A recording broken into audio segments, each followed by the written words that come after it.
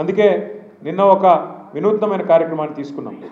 ఎన్నికలకు ముందు కాంగ్రెస్ పార్టీ ఇది మా గ్యారంటీ అంటూ గ్యారంటీ కార్డుల పేరిట ఏదైతే గారడీ చేసిందో, పెద్ద మనుషులకి 4000 పెన్షన్ ఇస్తామని, మహిళలకి 2500 ఇస్తామని, రైతులకు 10,000 కాదు 15,000 రైతు బంధు ఇస్తామని, కేవలం అసలుదారులకే కాదు కౌలు రైతులకు కూడా 15,000 ఇస్తామని, రైతు కూలీలకు 12,000 ఇస్తామని, ఆటో అన్నలకు 12,000 ఇస్తామని, ఇట్లా నోటికి ఎంత వస్తే అంత 2 లక్షల ఉద్యోగాలని యువతకి, నిరుద్యోగ భృతి 4,000 అని ఏదైతే చెప్తూ పోయినారో వాటన్నిటి విషయంలో మళ్ళీ ప్రజలకి ఒక్కసారి తిరిగి గుర్తు చేయడానికి, కాంగ్రెస్ గ్యారంటీ కార్డుల పేరిట చేసిన డ్రామాని గుర్తు చేయడానికే నిన్న మనం మన పార్టీ నుంచి కాంగ్రెస్ బాకీ కార్డు, అంటే కాంగ్రెస్ బాకీ కార్డు అంటే ఏ వర్గానికి ఎంత బాకీ పడ్డారు, రైతులకు ఎంత బాకీ పడ్డారు, అట్లాగే రైతులకు ఎంత బాకీ పడ్డారు, అట్లాగే మహిళలకు ఎంత బాకీ ఉన్నారు, అట్లాగే మన తమ్ములకి చెల్లెలకి ఎంత బాకీ ఉన్నారు, అట్లాగే వృద్ధులకి వితంతులకి పెన్షన్దారులకు ఎంత బాకీ ఉన్నారని చెబుతూ ఇవాళ కాంగ్రెస్ బాకీ కార్డు పేరిట రైతు భరోసా ఎంత బాకీ పడ్డారు, నిరుద్యోగులకు ఎన్ని ఉద్యోగాలు ఎంత బాకీ పడ్డారు, ₹1,00,000 కేసీఆర్ గారు పెళ్లికిస్తే కళ్యాణ్ లక్ష్మి పేరిట, షాదీ ముబారక్ పేరిట మేము తులం బంగారం ఇస్తామన్నారు. మరి ఇప్పుడు 8 లక్షల పెళ్లిళ్ళు అయినాయి, 8 లక్షల తులాల బంగారం బాకీ పడ్డాడు రేవంత్ రెడ్డి కాంగ్రెస్ ప్రభుత్వం. ఇట్లా ప్రతి వర్గానికి ఎంత బాకీ ఉన్నది ఈ ప్రభుత్వం అంటూ ఈ బాకీ కార్డులు నిన్నటి నుంచి ఒక ఉద్యమ రూపంలో ఇంటింటికి మనిషికి చేర్చడానికి మనం తీసుకున్నాం. నేను సోమాజిగూడలో నేను లక్ష్మారెడ్డి గారిని కోరుతా ఉన్నాను, రమణ గారిని కోరుతా ఉన్నాను, ప్రదీప్ చౌదరిని, ఇవాళ వారితో పాటు చేరిన తమ్ములందరినీ కూడా కోరుతా ఉన్నాను. మరి ఈ కాంగ్రెస్ బాకీ కార్డుని మనం ఇంటింటికి తీసుకపోతే ఇదే కాంగ్రెస్ పాలిట బ్రహ్మాస్త్రం అవుతుంది. వాళ్ళు చెప్పినారు ఎన్నికలకు ముందు అభయహస్తం అన్నారు, మమ్మల్ని గెలిపించండి మాది అభయహస్తం అన్నారు.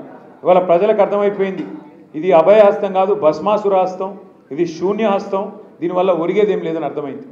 ఈ 24 నెలలు చూసుకుంటే మీరు గుర్తు తెచ్చుకోండి, ఈ 24 నెలల్లో 22-23 నెలల్లో కాంగ్రెస్ ప్రభుత్వం వచ్చిన తర్వాత కొత్తగా ఫ్లైఓవర్లు వేయడం కాదు, కొత్తగా అండర్ పాస్లు కట్టడం కాదు, గతంలో మనం కట్టిన 42 కేసీఆర్ గారి ప్రభుత్వంలో 42 ఫ్లైఓవర్లు అండర్ పాస్లు హైదరాబాద్లో నిర్మాణం చేసుకున్నాం.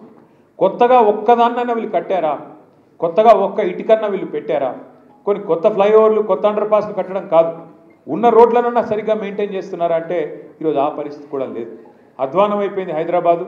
అందుకే వాళ్ళ హైదరాబాద్ ప్రజలు ఏ రకంగానైతే 2023లో మరి మన మాగంటి గోపీనాథ్ గారు ఆనాడు హైదరాబాద్ నగర శాఖ అధ్యక్షుడు, జిల్లా అధ్యక్షుడు, వారి నాయకత్వంలో మరి ఒక్కటంటే ఒక్క సీటు కూడా కాంగ్రెస్ పార్టీకి ఇవ్వకుండా ఆనాడు అన్ని సీట్లలో కూడా మననే గెలిపించారు హైదరాబాద్ ప్రజలు. రేపటి రోజున కూడా నాకు విశ్వాసం ఉంది, తప్పకుండా మన అభ్యర్థి మాగంటి సునీత గోపీనాథ్ గారిని కూడా జూబ్లీహిల్స్లో కూడా మీరు తప్పకుండా మంచి మెజారిటీతో గెలిపిస్తారన్న విశ్వాసం నాకుంది.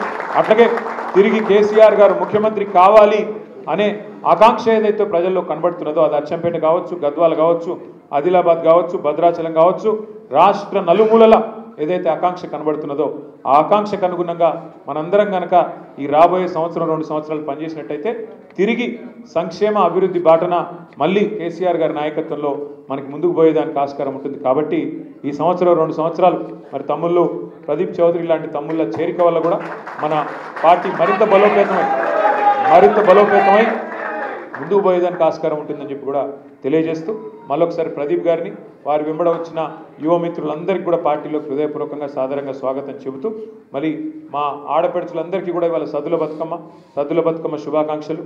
మరి 2-3 రోజుల్లోనే దసరా కూడా రాబోతా ఉంది, దసరా శుభాకాంక్షలు కూడా మీ అందరికీ కూడా తెలియజేస్తూ జై హింద్, జై తెలంగాణ, జై కేసీఆర్. Thank you.